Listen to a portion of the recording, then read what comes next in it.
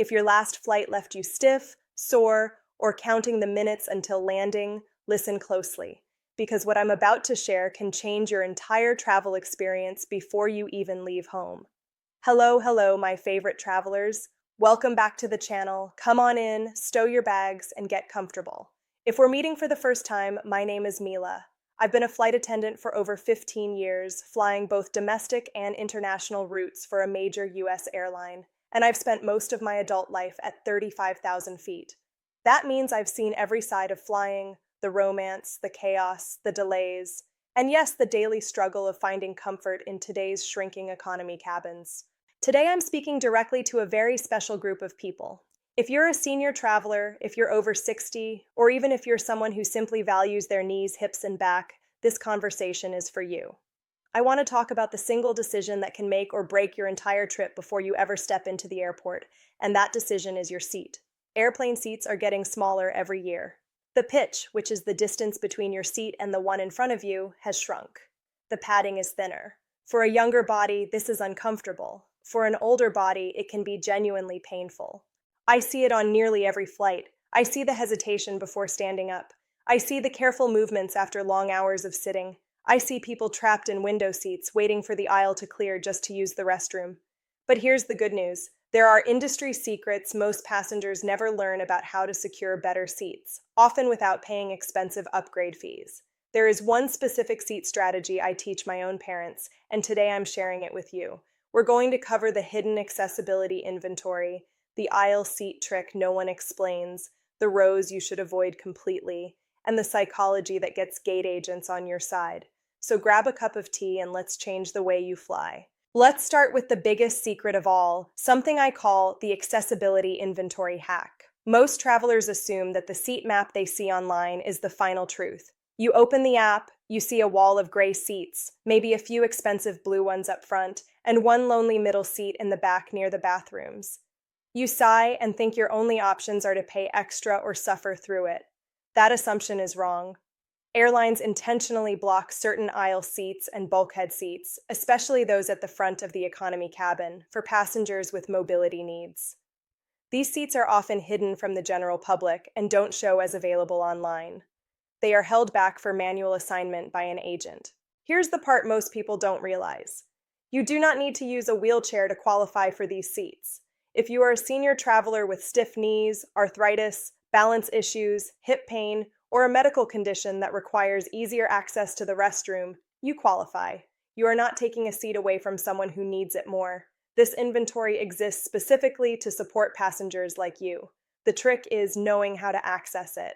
If the seat map looks bad, don't rush to pay for an upgrade. Book the flight itself and skip seat selection if necessary. Then pick up the phone and call the airline's accessibility or special assistance desk, not the general reservations line. When you speak to the agent, be clear and calm. Say something like, "I'm a senior traveler with mobility limitations. I have difficulty climbing over other passengers and need an aisle seat or bulkhead seat to stretch my legs and move safely." Most agents at the accessibility desk have the authority to unlock those blocked seats. I have personally watched passengers moved from row 35 to row 8 simply because they made this call. This is not cheating the system. This is using it exactly as designed. Now let's talk about a physical seat trick that still amazes me how few people know. It's the aisle armrest release. Many seniors avoid aisle seats because the armrest feels like a fixed barrier, making it hard to sit down or stand up. What most passengers don't know is that almost every aisle armrest does lift. The release button is hidden underneath near the hinge where the armrest connects to the seat back. You may need to feel around for a small metal lever or button, press it, lift the armrest, and suddenly the seat becomes much easier to access. This allows you to slide in sideways instead of twisting your spine, and once you're in the air, lifting that armrest gives you extra hip room and makes it easier to stretch your legs into the aisle when it's safe to do so. Now I need to be firm with you for a moment, in the way a protective daughter would be. Please do not book basic economy tickets. I understand the temptation to save $40 or $50, but for a senior traveler, basic economy is a gamble that often goes badly. When you book basic economy, you give up seat selection, and the computer assigns you whatever seat is left. That usually means middle seats, back rows that don't recline, or being separated from your travel companion. I've seen couples in their 70s split across the plane for long international flights, unable to help each other or provide comfort. That small savings is not worth the physical and emotional stress. Think of seat selection as part of your health budget for the trip. And once you start thinking that way, you're ready to understand why not all rows are created equal and how choosing the right section of the plane can make your flight feel calmer, smoother, and far less exhausting. Once you accept that seat choice is a health decision, the next thing you need to understand is that not all rows behave the same way in the air. Where you sit on the plane directly affects how much motion you feel, how much noise surrounds you, and how often you are disturbed. If you are sensitive to turbulence, or if anxiety makes your heart race when the plane bumps, you should aim for the wing stability zone. This is the center of gravity of the aircraft. Think of the plane like a seesaw. The nose and the tail move the most, the middle moves the least. Seats over the wing experience less vertical motion, which makes the ride feel smoother and calmer. On most narrow-body planes, this is roughly rows 10 through 20. There is a trade-off, of course. The wing blocks the view, but for senior travelers, the view is usually less important than stability. If you are an aisle person, and for medical reasons most seniors should be, the view matters even less. What matters is keeping your body relaxed and your nerves steady. This is one reason I strongly recommend avoiding the very back of the plane whenever possible. The last few rows are louder because they sit behind the engines. They feel more turbulence. They are crowded with people lining up for the restroom, bumping shoulders and hovering in tight spaces. And after several hours, the smells from the lavatories do drift. If you can avoid the last 5 rows, do it. Now let's address a very common misconception, the exit row myth. Many senior travelers see the exit row and think it's the perfect solution because of the extra legroom. Sometimes it is, but often it isn't. Exit row seats usually have solid armrests because the tray tables are built into them. That reduces hip width, which can be uncomfortable if you have wider hips or stiffness. More importantly, exit rows are cold. The exit doors are less insulated than the rest of the cabin wall, and cold air seeps in. If cold triggers your arthritis or joint pain, you may regret that choice quickly. There is also a legal requirement that many people overlook. Passengers seated in exit rows must be able to lift and throw a door that weighs 40 to 50 pounds in an emergency. If you appear physically unable or tell a crew member you have shoulder or mobility issues, we are legally required to move you. If the flight is full, that move may send you to a middle seat in the back. That's a risky gamble. For most seniors, Economy Plus or Comfort Plus is a safer choice than an exit row.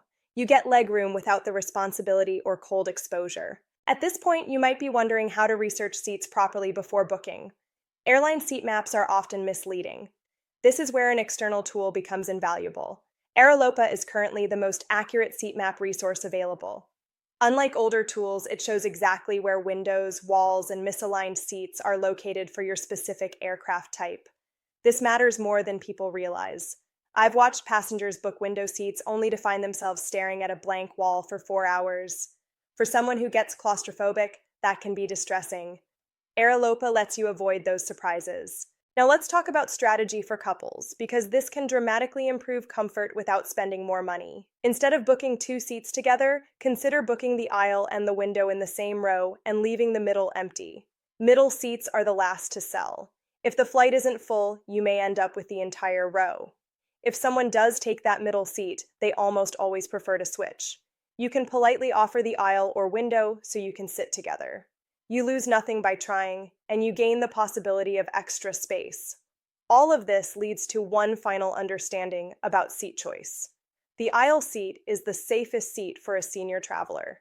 It allows you to stand, stretch, and walk without disturbing others. That freedom of movement isn't a luxury, it's a medical safeguard, and in the next part, we're going to talk about exactly why movement matters so much once you're in the air. Movement matters more than most people realize, especially on longer flights. And this is where your seat choice directly affects your health. Sitting still for hours slows circulation, and for senior travelers that increases the risk of deep vein thrombosis or blood clots. This is not something to take lightly. Blood pooling in the legs can cause swelling, pain, and in rare cases, serious medical emergencies.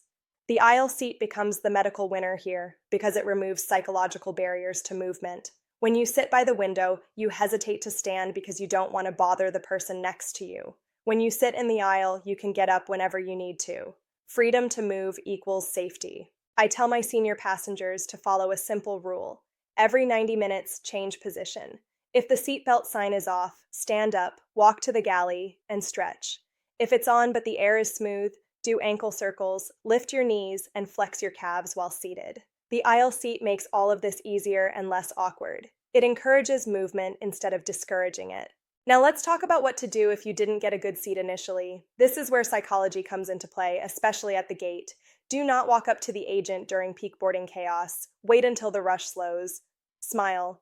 Use their name if you can see it on their badge. Then say something like, "I know the flight is full and you're very busy, but I'm a senior traveler and I'm currently in a middle seat. I'm a little worried about my circulation. If an aisle seat opens up due to a no-show, would you mind keeping me in mind?" You're not demanding. You're acknowledging their workload and offering a medical reason. Gate agents deal with stress all day. A calm, kind request stands out, and I've seen this work countless times. If you fly Southwest Airlines, the lack of assigned seating can feel intimidating. The solution is early bird check-in. Paying the small fee checks you in automatically before most passengers, giving you access to aisle seats near the front. Trying to manually check in at exactly 24 hours is risky. Younger travelers and automated systems are faster. If you have a mobility need, you can also request pre-boarding, which allows you to choose first. Finally, no matter which seat you choose, economy seats are firm. They're designed to be lightweight, not comfortable. Bring a small inflatable seat cushion. It folds to pocket size and provides real relief for tailbone pressure and sciatic pain. This simple addition can transform a long flight from painful to manageable, and it prepares you for the final strategies that make your seat truly work for you. Once you've handled comfort and circulation, there's another seating strategy that many senior travelers overlook, especially those flying with a spouse or longtime partner. Most couples automatically book seats side by side, assuming that sitting together is the only way to travel comfortably.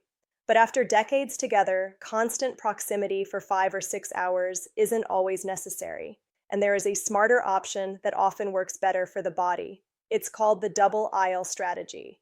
Instead of booking 2 seats together, you book 2 aisle seats directly across from each other, such as 12C and 12D. This gives both of you unrestricted aisle access, freedom to stand up whenever you want, and space to stretch without climbing over anyone. You can still talk, pass snacks, and keep an eye on each other, but neither of you is trapped. I've seen many senior couples switch to this approach and never go back. They arrive less stiff, less irritated, and far more rested. Mobility matters more than proximity on a plane, and this setup respects that reality. Now let's talk about bulkhead seats in a bit more detail, because they can be either a blessing or a disappointment depending on your body. The bulkhead is the first row of economy, facing a wall or curtain. The biggest advantage is that no one reclines into your space. If you've ever had a seat slam back into your knees, you know how painful that can be. In a bulkhead, that never happens, and standing up is easy because you're not boxed in by another row. However, bulkheads also have downsides. All personal items must go into the overhead bin during takeoff and landing, which can be frustrating if you rely on easy access to medication, glasses, or water. You also can't stretch your legs under the seat in front of you because there is no seat, just a wall. For some people, that makes the space feel tighter rather than larger. The decision comes down to this. If knee pain is your biggest issue, bulkhead seats can be a relief. If you need foot space to stretch forward, a standard aisle seat may be better. Another important detail is seat firmness. Modern economy seats are thin by design. Airlines reduce padding to save weight, which increases pressure on the tailbone and lower back. This is why bringing your own inflatable seat cushion is so valuable.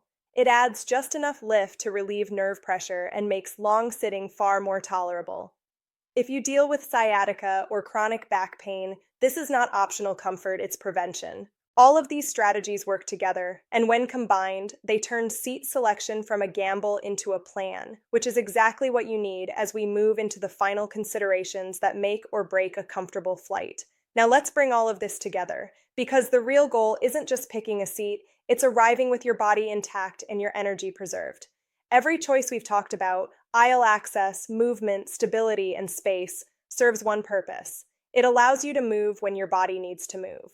Long flights don't hurt because of time alone. They hurt because of stillness. When you're locked into a position, circulation slows, joints stiffen, and pain builds. The right seat removes that trap.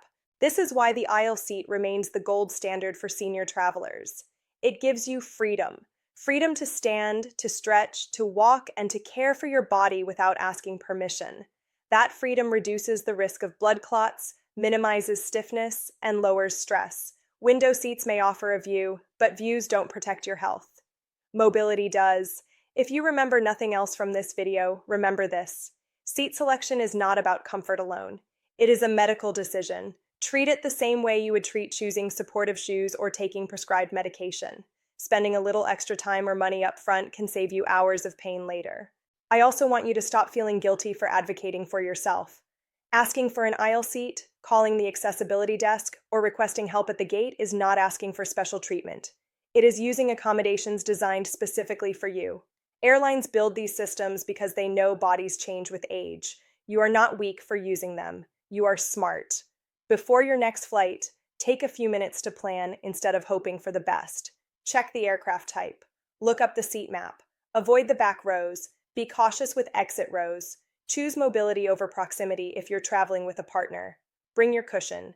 Wear compression socks. And most importantly, give yourself permission to move. Flying doesn't have to mean enduring pain or arriving exhausted. With the right seat and the right strategy, it can be calm, manageable, and even enjoyable. You've earned the right to travel comfortably. You've lived enough life to know that your body deserves care, not punishment. Thank you for spending this time with me. I hope this helps you approach your next flight with confidence instead of dread. Take care of your knees, your back, and your circulation, and I'll see you in the next video.